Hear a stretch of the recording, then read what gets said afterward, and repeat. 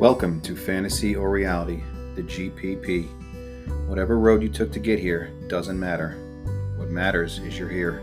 And my hope is that we all can help one another in this journey. Welcome back to Fantasy or Reality. Hey guys and gals. Sorry it's been a while since I've been here recording and posting. I am Steve. I am the host of this here podcast. So if you're listening to this podcast, you probably know that sports betting and fantasy and whatnot, but mainly sports betting became legal in a lot of states back in January. And there's been a surge of growth of betting and wagering and whatnot. And with that came a host of new stories. I guess I've been seeing posted in, not posted, but like in different articles and magazines. And I've been in a few, and I've seen people I know that have been in a few, and I've seen a bunch of other ones that have just popped up week after week, honestly. I don't pay attention to the day-to-day stuff. It's been almost a month since I've put an episode out, which I will get better with. I will be more consistent with. So I came across just really tonight another article from the New York Times. It's called "It's Easy and Legal to Bet on Sports. Do Young Adults Know the Risks?" I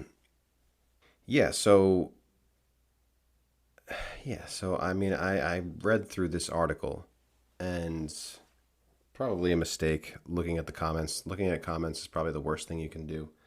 I didn't even look at the comments on the article I was in because, I didn't want to be, upset by the negative ones that are just inevitably going to be in there. Sorry, I'm just thinking. I looked at the comments in this one, which I'll kind of talk about and kind of react to a few of them. What my initial reaction was, why I think I reacted that way, and how I actually think about it. So this story is mainly about this guy, he's a guy. He's a guy. His name is Saul. A kid. I always do that. My wife always says, whatever. Can't even talk, man. I'm 38, so if I see 23, I'm going to call him a kid. Sorry, man. I know you're not a kid. You're an adult, but to me, you're a kid, I guess. Who knows? This 23-year-old young man from Houston was the focus of this story. The first thing that stood out to me is the first quotation. He says, "Making these bets online, it didn't seem like real money," he said of his addiction to sports betting. "I didn't even really know what the value of money was." And that immediately hit me. I've said this a lot to the people around me, to my wife, and I'm sure I've said this on this podcast. I don't know, man, like the money on these sites like DraftKings and FanDuel just did not seem like real money to me. I don't know, I could hold $100 in my hand and it seems like a lot of money, but $400, $1,000, for some reason there's just like a disconnect when it's on the screen like that. And I know this is just the way that life is now, the world, whatever. We're in this age of digital currency and digital everything, and not a lot of money changes hands anymore. Anyway, so that just kind of stuck out to me. I remember a lot of times, even when I would win thousands of dollars, like I'd be excited, but like say it was like $5,000. That would be great, but it wasn't like this imaginary goal I had set in my mind about whatever amount I thought I needed to hit. Whereas if I had $5,000 in my hand or even in my bank account, I would just, for some reason, it just felt different. Even though it's just on a screen, on DraftKings as opposed to like my bank account. Like I don't know. I just for some reason the it just I don't know, man. I still don't even fully understand it. But anyways, so there were several things that popped out to me in this story.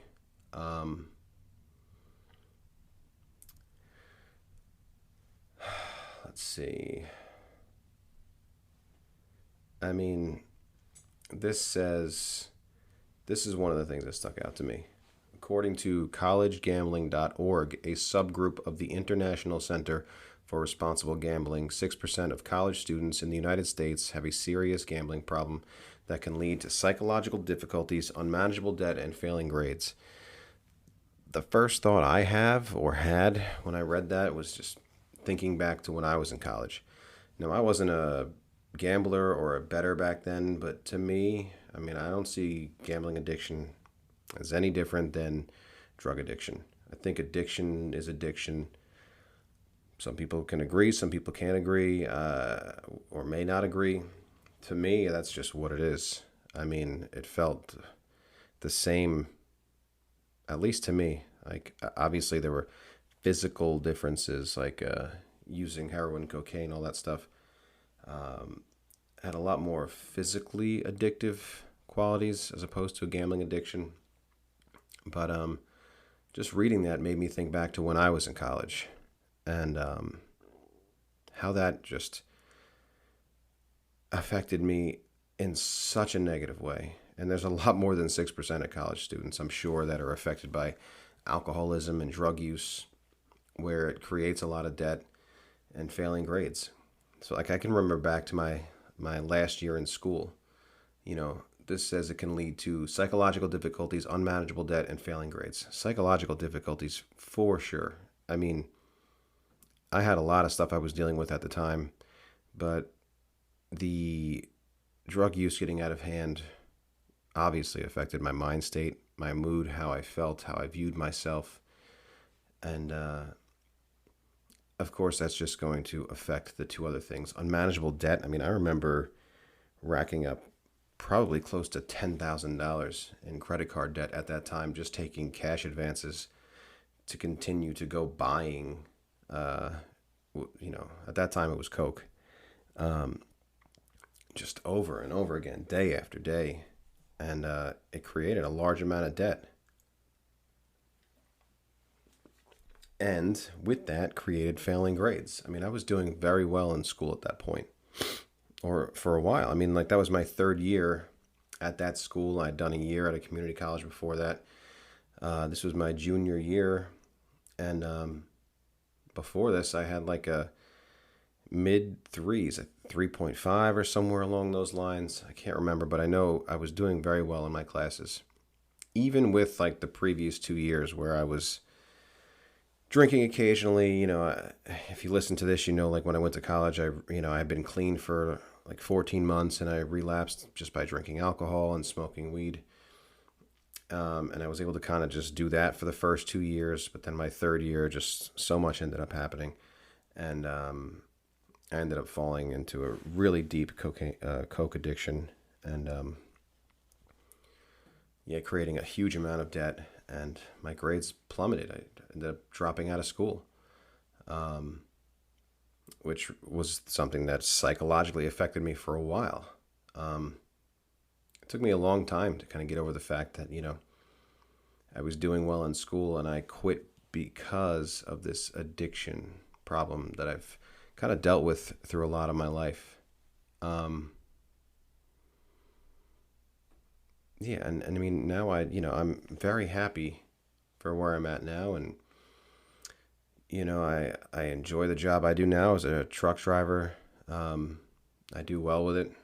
But yeah, it was just kind of hard dealing with the fact that I had been doing well in school. I fell deep into a coke addiction, alcohol, drinking a lot of rum along with the constant use of coke. I mean, I was probably doing at least an 8-ball a day, if not more than that. Definitely towards the end, it was more than that. And especially when it became intravenous, I mean, I mean, I'm not going to go into it again. I mean, if you want to, you can go back to listen to episode 5 and you can hear a lot of the detailed stuff with this. But yeah. So, anyways,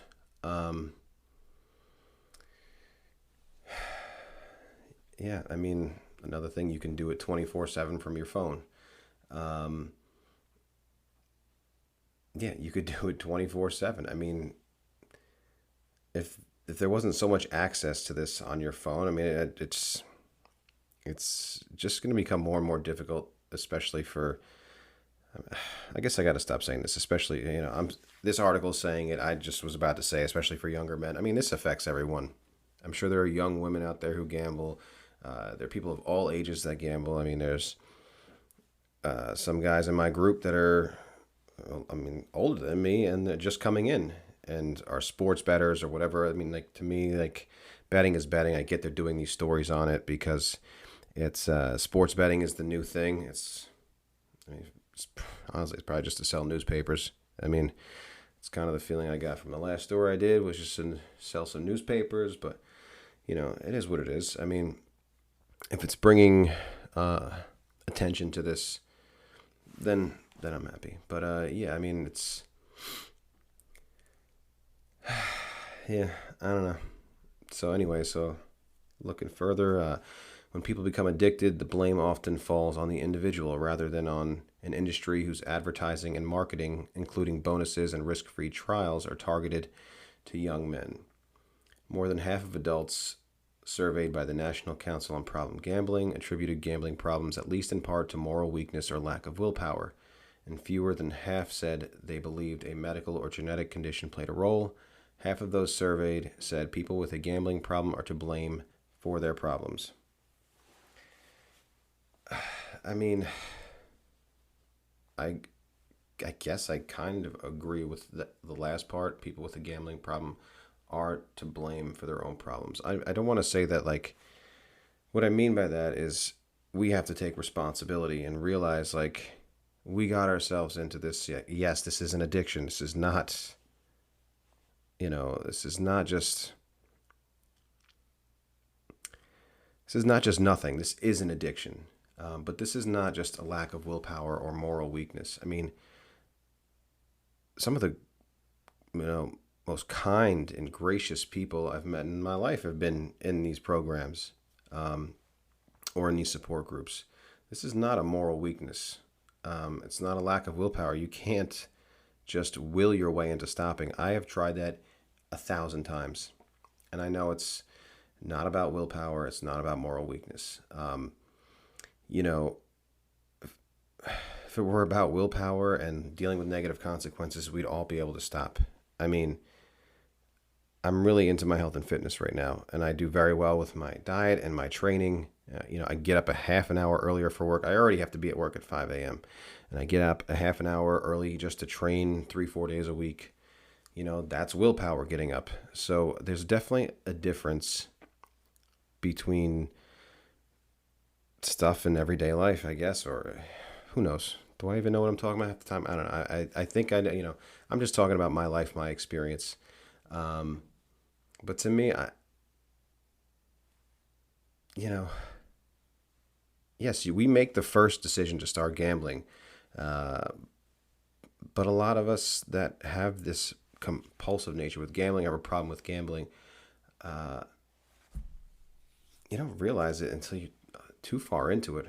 I mean, at least that's me. I mean, I can't talk for anybody else, but the advertising is just psychotic right now. I look at my phone and it's just every other thing on Facebook is about this sports book or that sports book, FanDuel, DraftKings, freaking Caesars, and Bet Rivers, and it's just nuts, man. I mean, is it any wonder why people are betting billions of dollars on this stuff? It's nuts. This says 4.4 billion was wagered with legal sports books around the country in January. That's crazy. It's crazy.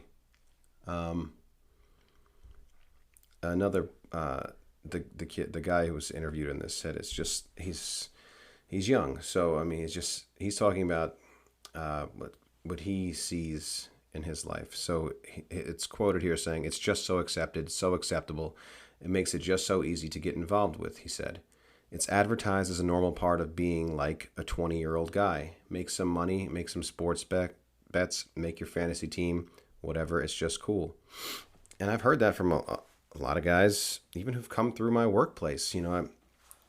I've trained a lot of guys in my workplace, and a lot of them are younger guys in their 20s and early 30s, and they say the same thing. They've come from places where they may be in a break room, and a whole bunch of guys are talking about the bets they're putting in, or the bets they placed the night before, or a lot of their friends, that's what they talk about. They've got group texts or whatever where they talk about their bets or their fantasy lineups. But what I really like about this guy, he said his struggle with addiction motivated him to pursue a master's degree in clinical mental health counseling. He discusses his addiction openly with the hope that doing so will sound an alarm about how quickly and easily dabbling in sports betting can lead to disaster. And that's so true. So true. I mean,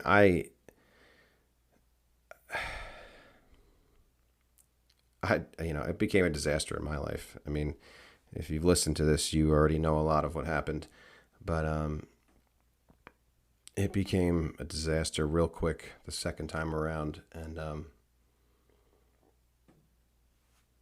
it can happen so fast.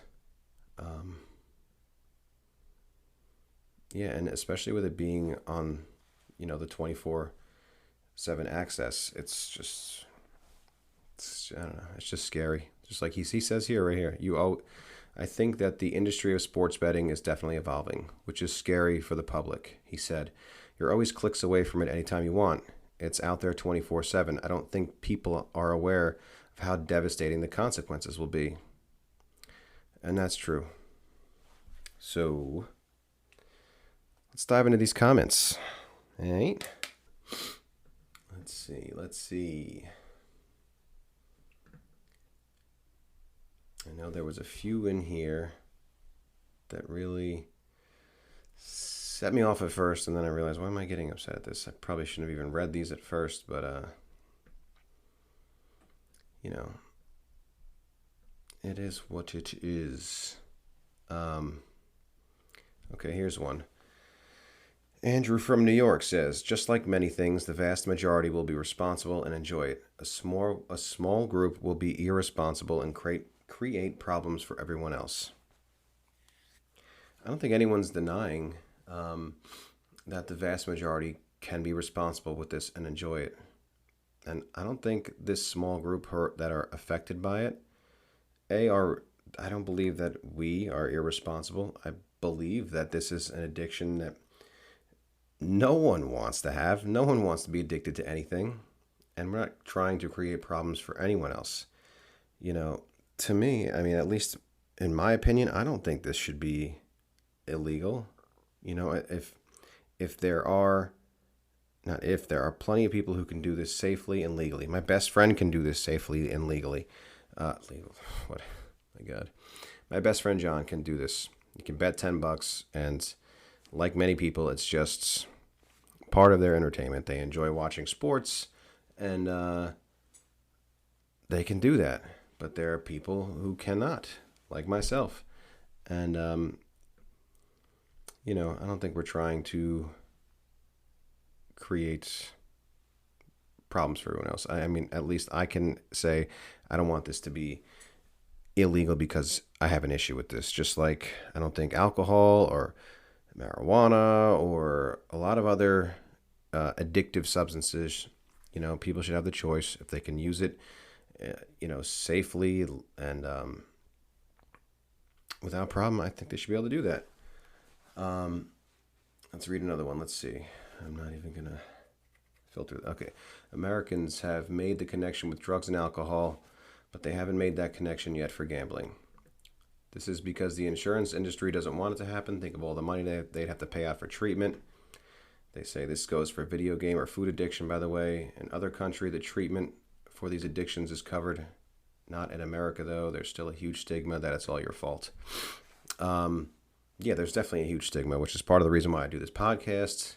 I kind of talk about this to try to normalize even if I feel like some of these articles aren't the best intended, just putting it out there will hopefully eventually reduce the stigma, just like it has for drug addiction. And I don't necessarily think that these addictions should be covered by the government necessarily. I feel like these industries are taking in billions and billions of dollars.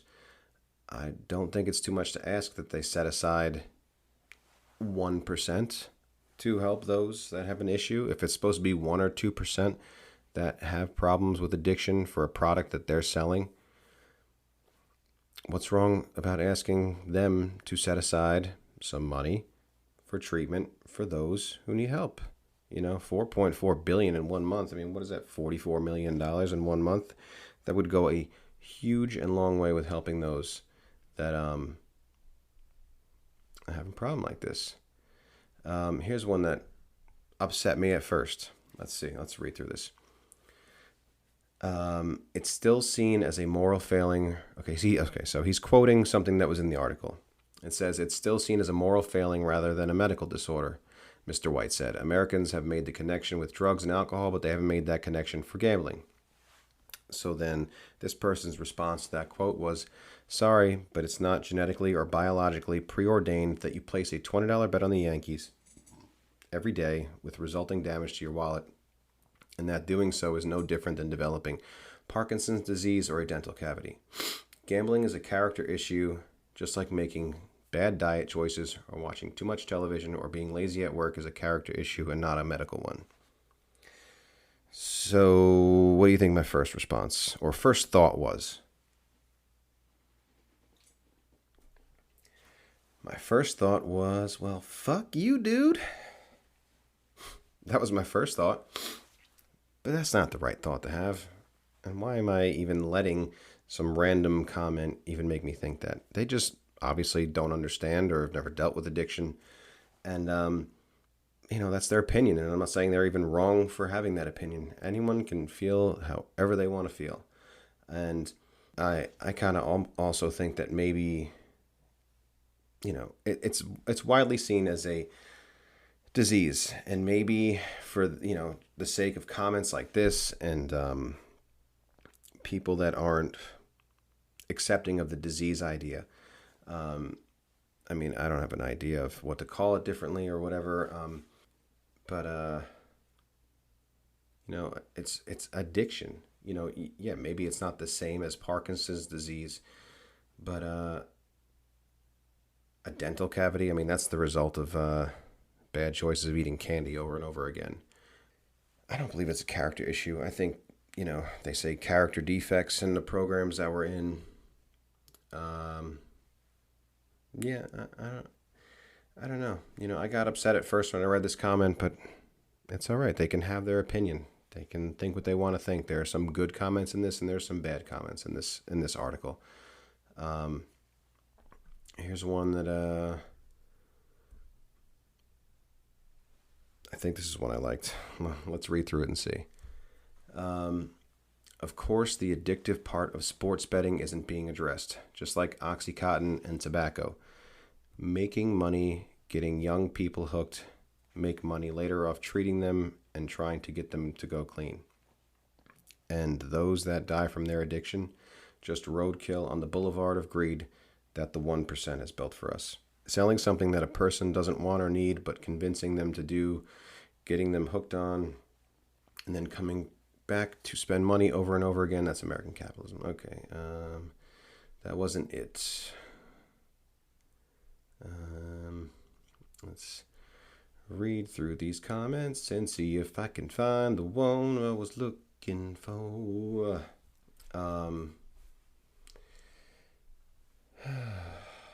Sorry. I probably should have bookmarked these, but I did not. I hope you like my horrible singing. Okay, I think this might be it. Let's see. As the article noted, what is particularly insidious about some of these sports betting sites is all the freebies they use to draw you in. Free matching of your deposit. Extra bonus if you win. What's to lose? It seems from one of the young men profiled in this story, pretty much everything, including your own integrity. If 47 million Americans bet on the NCAA, and 1%, according to the article, have a gambling addiction. That's almost 500,000 Americans blowing everything for the thrill of nonstop action. Add that to the convenience of phone betting, and it's easy to obtain lines of credit, and you've got a ballooning problem on your hand very quickly. I think there needs to be significantly more regulation in this area, and I'm not sure how effective they would be. However, because all addicts ultimately seem to find a way to feed their addictions, this is only going to get worse before it gets better. I agree. I mean, that's basically what I said before. I don't see what is... Oh, wait, no, that's not what I said. Sorry. Yeah, I mean, it's a lot of people that are affected by this, and I think the ridiculous offers that they're giving on this, like matching deposits and extra bonuses if you win, what's to lose? There is a shit ton to lose. All right, sorry, back. I just paused it because I wanted to find the one I was looking for. All right, this is the last one I'm going to go through, and then we can call it a night, I suppose. So here's the one that stood out to me. This one is from someone named Fiona's mom in northern New Jersey. She writes, as it says in the article, about 1% of the population of gamblers are addicts. It is a disease for 1% of the participants. These companies are providing easier access for young people to gamble sight unseen on their phones, and so we can likely expect an accelerating rate of young adults to be saddled with the crippling consequences of a gambling addiction. Given what is known about the disease of addiction and what the cost to society will be, the future,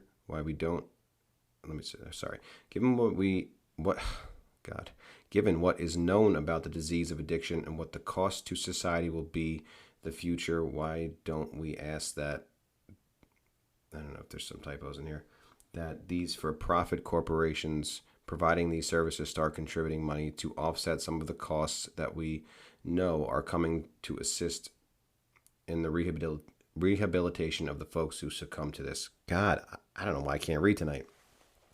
1% of all gamblers times $13 billion in wagers per year equals $130 million. That's a nice starting number to create a fund to provide support for these folks paid for by the corporations who created the problem in the first place. This industry is basically Philip Morris or OxyContin all over again. When will we ever learn? I'm sorry I completely butchered your comment. I'm sure you will never listen to this, but I apologize, Fiona's mom. Yeah, if you could understand any of those ramblings, it's kind of a lot of what I've just said.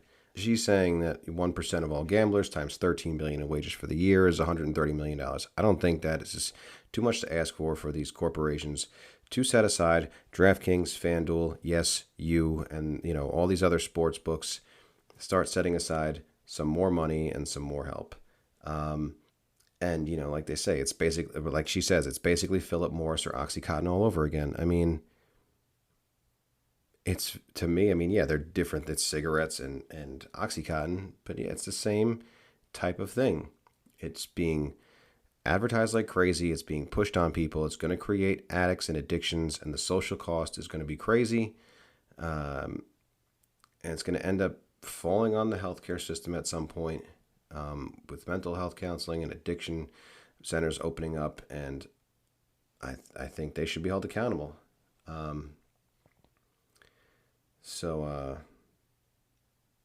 Yeah, we have to take responsibility for our actions. There's a few other ones in here that I read. I'm not going to keep just scrolling through and looking at these comments and whatnot, but the gist of a lot of these negative ones are people saying, basically like, man up, or, be a man, or it's a moral failing, or it's your own problem, or why should we illegalize this for the few people who have a problem with it. I agree. We have to take responsibility for ourselves. That is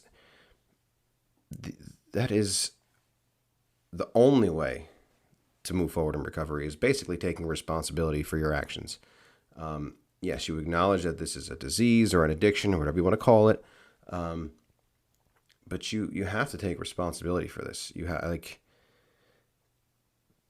no one is saying, at least in our programs, that it's not my fault. It's what happened to me. No, these are decisions we made, like by picking up your first drink or picking up the first drug or making the first bet or whatever, and we just ended up becoming addicted to whatever substance or problem it was.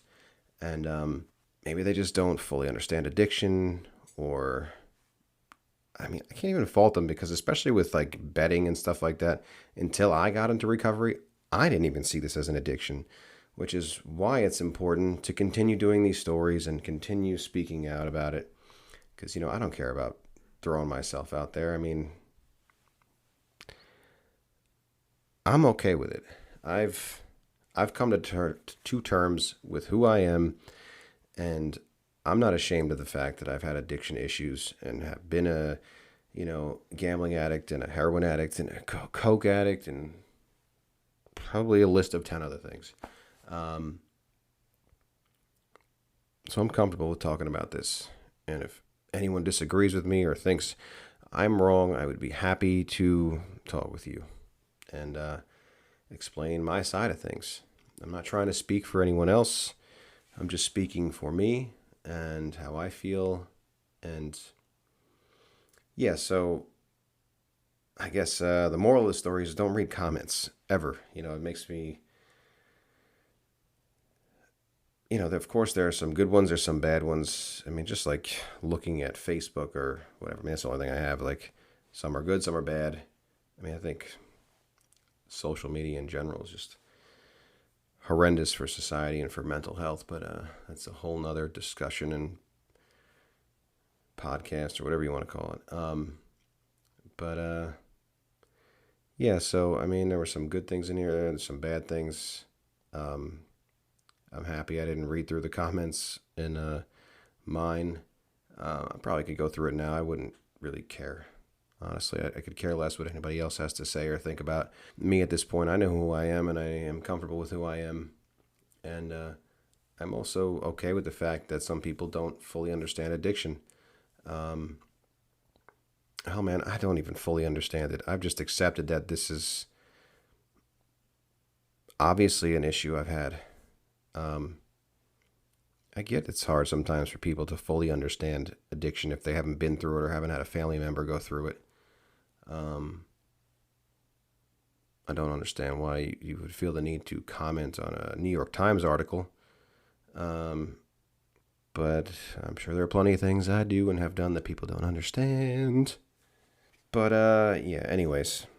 So thank you for listening to my ramblings for the evening. I'll put a link to this article. I think it was a good story. I liked reading through it. And, I commend this kid. I keep doing that. He's a 23-year-old young man. I commend him for putting himself out there like I did. It's not easy. Saul Malek. I'm sorry. Saul Malek. I'm really sorry if I'm butchering your name, buddy. But I'm proud of you. You did a great job with this story. I know it's not easy speaking out about your addiction and your problem, but it's fantastic what you're doing. It really is. Reading through this and seeing that your problem with addiction and gambling, the fact that you got this, it doesn't say when the last day to bet was, but I mean, if you're 23 and you already are going through a master's, program to become a mental health counselor, because of this, then I mean, just think about it. This is probably one of the best things that could have happened to you. It's horrendous when it happens, but look at the life choices you're making. It's pushed you into a career that you're going to help a lot of people with. People like myself that have been helped from fantastic mental health counselors. It's pushed my wife into going to mental health counseling. She's in the process of doing that. And yeah, I mean, I'm who knows? Maybe he'll listen to this, maybe he won't. But Saul Malik, let me know if I screwed your name up. But stay strong, buddy. Stay bet free. Yeah, and everyone else that's listening to this, I appreciate you listening. I'm proud of you if you're staying bet free or drug free. If you slip up, that's okay. This is not a linear path. I've got close to 14 months bet-free and close to 13 years drug-free, and but a lot of relapses before each one of those dates. So don't get down on yourself if you're back at day one. You just kind of got to reflect on how you got there, what you can do better. If you're not comfortable going to in-person meetings, if you're a younger person or anyone really who has a problem with going to in-person meetings, I'm part of several online groups and online support meetings. Feel free to message me and I can get you into our support groups. So thanks again for listening. Be good to yourselves and each other.